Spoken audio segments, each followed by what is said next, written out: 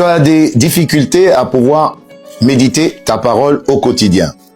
Pose-toi et je t'explique. Alors, comment réussir sa méditation au quotidien? Je vais te donner 3 étapes.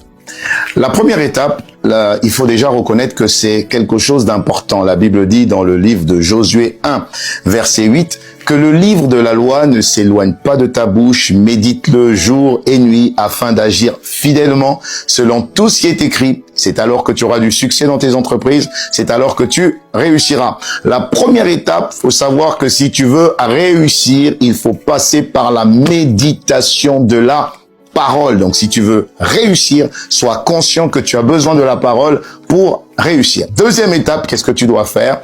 Commence par prendre et choisir des versets qui te touchent. C'est plus simple de retenir les versets qui vous ont touché. Donc, choisis un verset au choix. Le plus important, c'est qu'il te parle. Prends ce verset, médite sur ce verset, ça veut dire écris ce verset, réfléchis sur ce verset, pense à ce verset tout le long de la journée. C'est ça la méditation.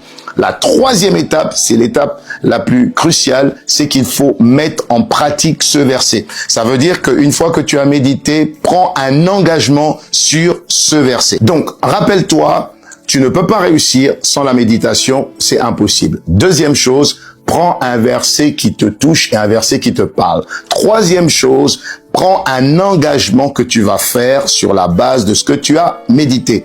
Et je te rassure que la méditation t'emmènera à ton succès. C'était Pasteur Gis. Ciao.